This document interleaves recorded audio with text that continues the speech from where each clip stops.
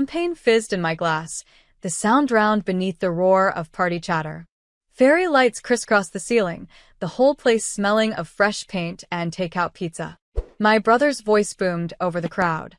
"I've got an announcement," he shouted, tapping a fork against his beer bottle like it was some kind of royal decree. His wife stood beside him, glowing in that smug, practiced way. The room hushed. "My wife is pregnant with your ex-husband's baby." Laughter rippled in pockets, the kind people use when they're not sure if they should be laughing. Then he added, like the punchline to some twisted joke, "And as compensation, I'll be taking half of your $800,000 apartment." He waved a stack of papers like a magician about to reveal his final trick. I tilted my head, pretending to study them. The official seals, the legal jargon, his greasy fingerprints smudging the corner. "Oh, I see," I said. My voice was light, almost curious. What no one in that room knew, what I'd been waiting for someone to give me the perfect excuse to reveal, was that my ex-husband had signed something long before the divorce. Something that made every word in my brother's precious court papers nothing more than recycled printer ink. I caught my brother's eye and let a small, deliberate smile curl at the corner of my mouth. The kind of smile that says you have no idea what you've just done to yourself. Across the room, someone whispered, "Did she know?" Someone else muttered, "This is going to get ugly." I clinked my champagne against a stranger's glass, as if this were all entertainment to me. In truth, I was already building the opening scene in my mind, the one where my brother learns that possession isn't just 9/10 of the law, but in this case, 10 out of 10. I drained my glass. "Congratulations," I said to both of them, in the most sincere voice I could muster. Because my ex, well, he had given me something better than any settlement. He'd given me the kind of leverage that doesn't expire, doesn't depreciate, and can be deployed with surgical precision. And tonight? Tonight, I'd just been handed my target. The party dissolved into smaller conversations, but I could feel the sideways glances. My brother basked in his own announcement, oblivious to the fact that the heat in the room had shifted, and it wasn't in his favor. I slipped into the kitchen under the pretense of getting more champagne. The fridge was already crammed with beer, soda, and a half-eaten cake that read "New Home, New Life" in cheap icing. I took the bottle, but lingered near the counter, listening. In the living room, my brother's wife, my now co-conspirator in this bizarre family soap opera, was holding court. "She's just mad because I got the man she couldn't keep," she said, rubbing her stomach like a prize. The room chuckled in that uncomfortable way people do when they're siding with the loudest voice. I didn't step back in. I let her have the stage. Because people like her, they don't realize when the spotlight is cooking them alive. I checked my phone. My attorney, Richard, had texted. "I told you they'd try something. Call me when you're alone." Richard wasn't just a lawyer. He was the kind of man who could find a loophole in a brick wall. And 3 years ago, after my ex-husband's gambling incident, Richard drafted a contingency clause in our prenuptial agreement. The clause essentially said, any party proven to have acted in a way that intentionally caused financial harm to the other forfeits all claims. Permanently. Infidelity. That was one thing. But this? My brother announcing a claim to my apartment in front of 30 witnesses? That was performance art in legal suicide. From the kitchen doorway, I watched him. He was laughing, his hand splayed protectively over the very belly carrying my ex's child. He didn't see me, didn't notice the tiny recorder in my pocket blinking red. I wandered back in, champagne in hand. "You really want half my place?" I asked sweetly. He grinned. "It's only fair. You don't even need all that space."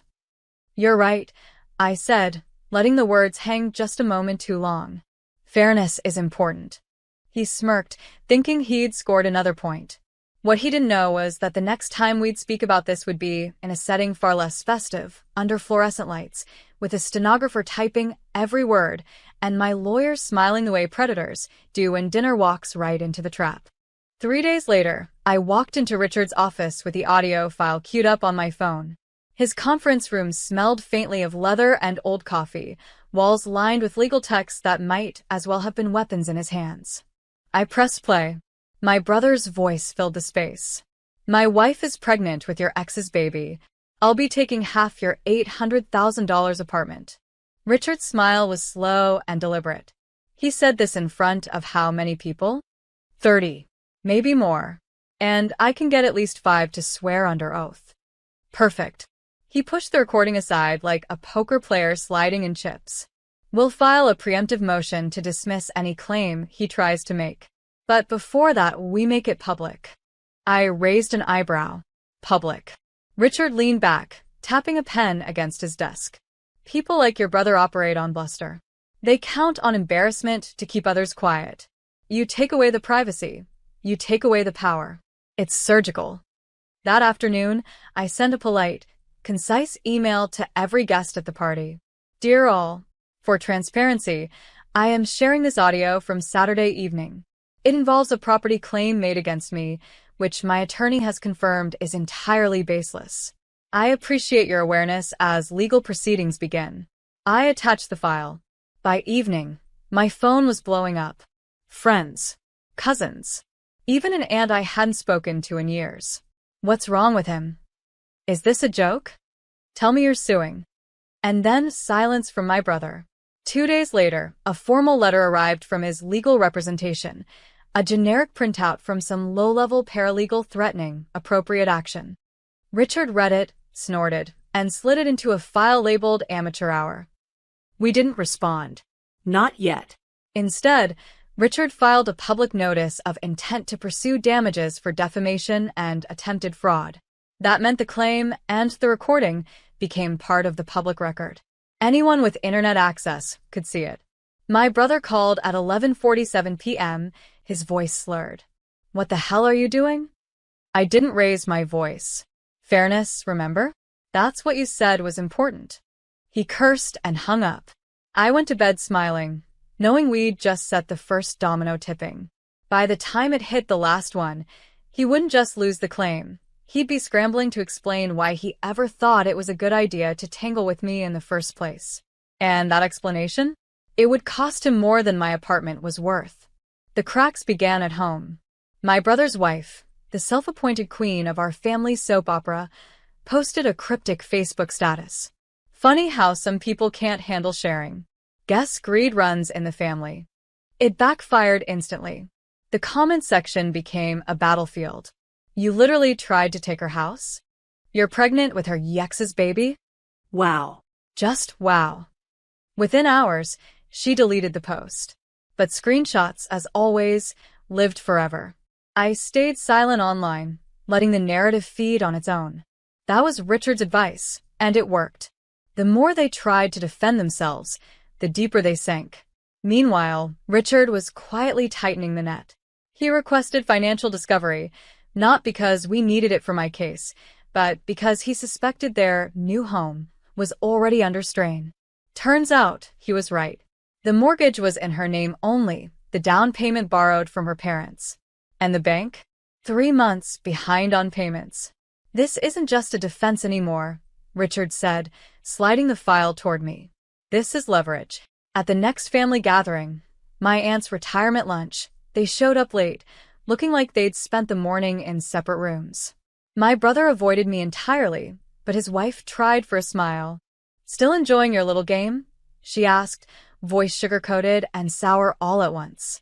I leaned in just enough for her to catch the scent of my perfume, the one my ex used to buy me. It's not a game if you've already lost. She blinked, but before she could answer, I walked away to refill my drink. I didn't need to stay for her reaction. The silence behind me was loud enough. That night, Richard called with the news we'd been waiting for. They're offering to drop any future claim if you remove the audio from public record. I almost laughed. And give up the fun of watching them sweat? Not yet. We declined the offer. Public record stayed. And word was spreading beyond family now, through mutual friends, old co-workers, even the realtor who sold me my apartment. My brother was no longer celebrating new life. He was fielding awkward questions about paternity tests, legal bills, and whether or not he'd be homeless by Christmas. And I was just getting started. The dominoes were still falling, and I had no intention of stopping them. The implosion began with a baby shower. It was supposed to be a glowing Instagram event, pastel balloons, champagne flutes of sparkling cider, and endless selfies. But 2 days before, half the guest list mysteriously couldn't make it. By the time the cake was cut, only 8 people were there, 4 of them from her side, none from ours. The photos she posted later were cropped so tightly, you'd never know the room was mostly empty. Meanwhile, Richard's quiet campaign continued. He'd subpoenaed text messages between my brother and my ex to establish timeline relevance. What he really wanted was proof of collusion, and he got it. Scrolling through them was like peeling wallpaper off a rotting wall. My brother bragged about tricking her out of the apartment and hitting her while she's still raw from the divorce. Those exact words, printed in black and white, were now in a file labeled Exhibit C. We didn't publish those messages. Not yet. Sometimes the best weapon is one the enemy knows you're holding, but hasn't felt pierce skin. That weekend, my brother tried calling again. I let it go to voicemail. His tone was different now, thin, strained. Listen, can we just stop? This is getting out of hand. Out of hand? No. This was the most controlled I'd felt in months. By Monday, I got word through a mutual friend that his wife had moved back in with her parents for space. Publicly, she claimed it was because of pregnancy stress. Privately, everyone knew it was because the bank had sent a foreclosure notice. I pictured them in separate houses, trading passive-aggressive texts about baby names and overdue bills. Richard, ever the tactician, proposed our next move. Release one of the texts. Just one. Something subtle. Enough to confirm the rumor mill is right without looking vindictive. We chose the tricking her out of the apartment line. Sent anonymously to a local gossip blog, it landed online by Wednesday morning. The comments section exploded. This is family? Disgusting. And she's pregnant? Hope that kid has better morals. Can't believe people like this actually exist. By Thursday, my brother stopped answering calls entirely. He'd gone quiet online, too. No gym selfies, no family man captions, nothing. It was almost too easy. But I knew the final blow couldn't just be humiliation. It had to be public, poetic, and permanent. The kind of thing you can't walk back from. And I already knew exactly where it would land. The where was my building's annual charity auction. It's the kind of event my brother and his wife used to love, polished photos, catered bites, everyone pretending to be effortlessly wealthy. This year, they hadn't been invited. But I made sure they would hear about it. I bought the prime auction slot, 10 minutes before the keynote speaker, when the crowd is at its thickest. My item? A framed deed to my apartment, with a small gold plaque underneath that read, "Paid in full. Never shared." It wasn't just real estate paperwork, it was a statement. And everyone in that room knew the backstory by now. When my slot came, I walked on stage in a black dress, simple, tailored, nothing flashy. The host introduced me, but I didn't say much. I didn't need to. I just smiled and handed the microphone back. The applause felt blared. Some clapped for charity, some for me, some because they just realized the rumors were true. Later, over champagne, I accidentally let it slip to one of my brother's old friends that the deed was now laminated, because people have tried to take it before. By the end of the night, 3 different people had texted him that exact line. The next morning, Richard sent me an email with no subject line, just a photo of my brother outside the bank, head in hands, phone pressed to his ear. Someone had clearly taken it from across the street. Word is, Richard wrote, his in-laws are cutting off financial help. That same day, a package arrived at my door. No return address. Inside, the crumpled court papers he'd waved at me months ago. No note, just the papers. I almost laughed. It wasn't surrender. It was spite. The kind of act you make when you've run out of real moves. I put them in a folder marked archive. Not trash, a trophy. By Friday, his wife had gone entirely private on social media. My brother followed 2 days later. Their silence was delicious. But I wasn't quite done. Because while they'd been busy scrambling to keep up appearances, I'd been working on something bigger, something that would make sure their little stunt would echo in every family holiday, every reunion, every polite dinner party for years. It was time for the reveal. The reveal came at Thanksgiving. Our family hadn't been in the same room since the divorce, by silent agreement, or maybe just avoidance. But this year, my mother insisted. "We need to heal," she'd said over the phone, in that voice that really meant, "I need everyone under one roof, so I can pretend things are fine." I said yes immediately. Dinner was at my aunt's place, long dining table, heavy with food, every seat full. My brother and his wife walked in late, her belly now unmistakable. They smiled too wide, the kind of smile that begs for people to believe it. We were halfway through the turkey when my aunt clinked her glass for attention. "Before dessert," she said, "our family tradition, the slideshow. Usually, it's baby photos and awkward school pictures. This year, I had been put in charge." The screen lit up with a title slide. What Family Really Means. The first few images were harmless: childhood Christmases, beach trips, birthday cakes. Then came a candid shot of my brother and my ex at the housewarming party, champagne glasses raised. A murmur went through the table. Next slide, the text message. The actual screenshot. Tricking her out of the apartment in bold, black letters, blown up to fill the entire screen. The room went still. My mother's fork froze halfway to her mouth. My brother shifted in his seat, then leaned forward, as if getting closer might change the words. The next slide was the kicker. A photo of my apartment deed, framed, with a gold plaque. Underneath it, in small, elegant type, "Some things aren't for sale." No one spoke. Not for a long 10 seconds. Then my aunt, bless her, started clapping. Just once. Twice. Then others joined, hesitant, awkward, but loud enough to fill the room. My brother's wife pushed her chair back and stood up. "We're leaving." No one tried to stop them. After they were gone, the table breathed again. Dessert was served. Conversation tiptoed back. My mother didn't look at me the rest of the night. On the way home, I thought about the text messages, the court papers, the foreclosure notices, all the little fragments of their plans scattered like broken glass. Now they were the story, and I was the one who told it. It wasn't about money anymore. It was about making sure that every person who mattered to them knew exactly who they were. And the best part? I hadn't lied once. The Christmas came quieter than usual. No group photos. No matching sweaters. Just a small gathering at my apartment, Richard, a couple of close friends, and the kind of peace you only appreciate after years of chaos. We'd just finished dinner when the first notification buzzed on my phone. Then another. And another. A coworker had tagged me in a local news article.